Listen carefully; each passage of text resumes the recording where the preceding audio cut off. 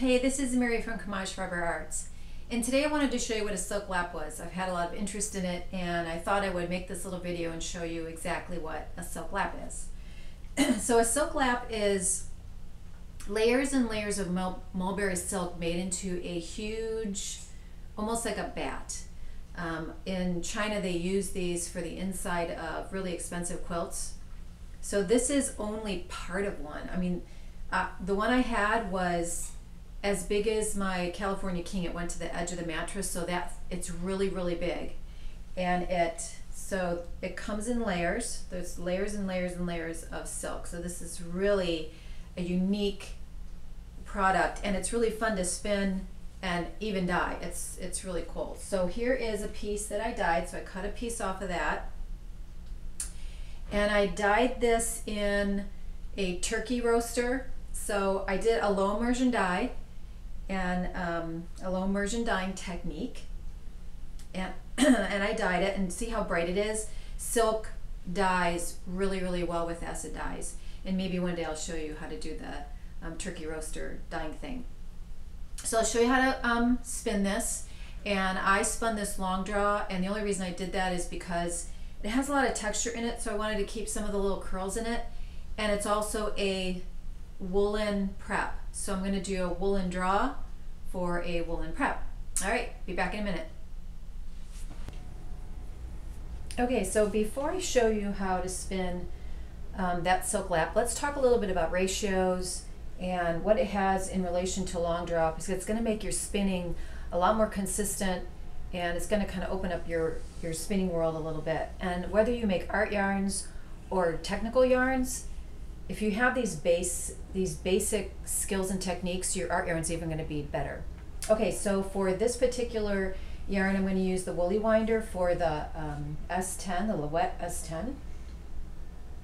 The ratio on this one is 9.6 to 1 on this side, and 13.7 to 1 on this side. So what that means is for each time your big drive wheel goes around once, or each time you pump your treadle one time, you get 9 twists per inch in your yarn, or your flyer is going to turn, well, technically 9.6 times. That is for 1 inch of drafting. So if you draft 1 inch per treadle, you will get 9 twists per inch. Now, if the draft is going to be larger, you're going to get less twists per inch. So that's really important to know. So when you're doing a long draw, let's say you're drawing it out about 12 inches. So you need to treadle 12 times to get 12 twists, 9.6 twists per inch if you were going to use the 9.6 to 1 whorl size. Now what I usually do is I'll take, now you don't have to be this technical, but it kind of gives you an idea of where your hand position is going to be. So if I take it from the orifice to here, that's 12 inches. Okay, so if I draft back 12 inches for a long draw, I'm going to have to do 12 treadle pumps. If you're the type of person that long draws way back here, that's 25 inches. So you're going to have to hold that and do 25 treadles to get 9.6 twists per inch, or whatever whorl size you're going to use. So that'll make your yarn, your long draw, a lot more consistent. Because when I started to long draw, I'm like, how the heck do I know when to put the yarn in and how many twists per inch I have?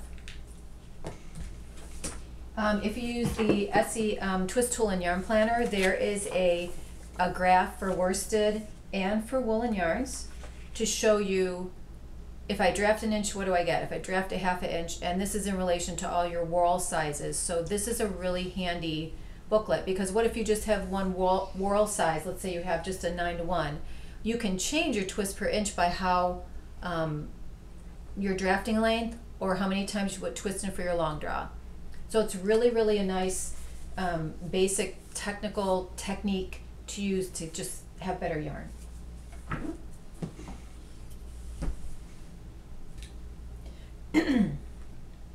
Okay, so when I'm going to spin the lap, and this is a woolen prep because fibers are going everywhere.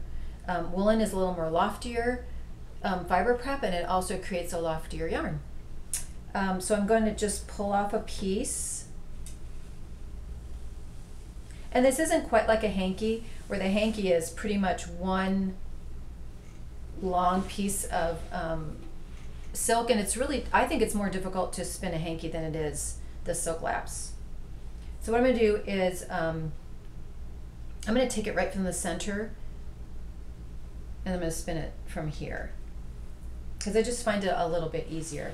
Now you can draft this regular like you do any other fiber, but I find that it's a little bit easier to long draw this. Okay, so I'm going to join it.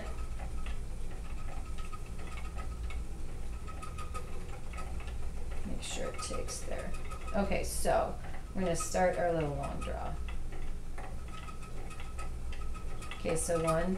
So when I start counting is, and it's going to be hard to count and talk at the same time, but this is when I start counting. 1, I'm counting my treadles. 2, 3, 4, 5, 6, 7, 8, 9, 10, 11, 12. I know it seems like a lot, but when you double it back on itself, if you count the twists per inch, you're going to count 9.6 twists per inch. Then I let it go in.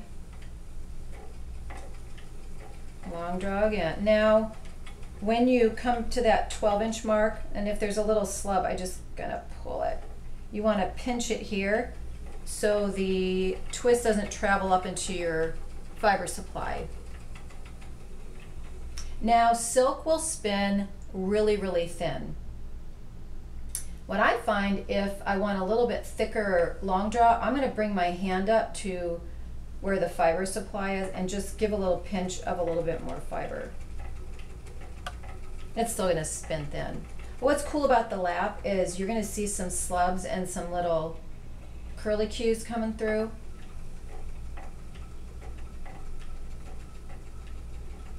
So that's what's really cool about this stuff. It's very textured. Okay, now let me show you, if I were to long draw all the way out here, remember we said this is like about 20 inches, so it's going to take a little time for that twist to travel all the way up here. And it's not even there yet.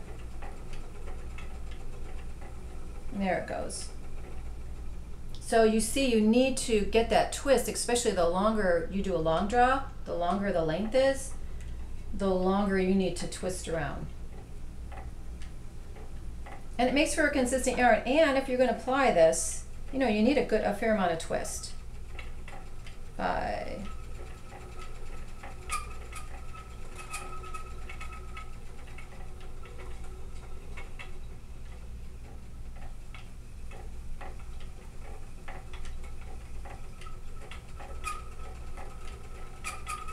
Okay, one more thing about silk, especially this silk. This isn't as sticky on your hands as a hanky would be, but man, does it stick to itself. So I would not, I would not suggest you applying this from a center pull ball, because it will be a mess. I would recommend that you could probably do a Navajo ply, I would imagine, but I think the best way to apply this, if you wanted to apply this at all, would be from 2 bobbins. And if you had a really nice tight twist to it, you know, this might make a nice warp for weaving, because silk is historically very strong and you put a lot of twist in it too.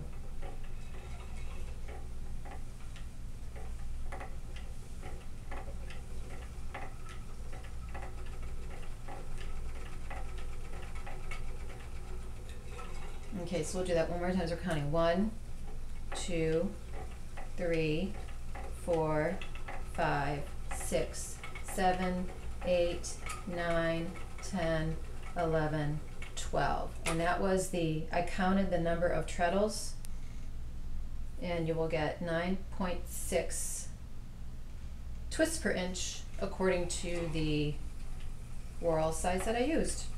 So that's all there is to it. So this is really a fun fiber to try. You can use it in Nuno felting if you put little layers of wool on top or layers of wool in between. I don't felt very much, but I know there's a lot of you that do and can make some really beautiful items from this fiber.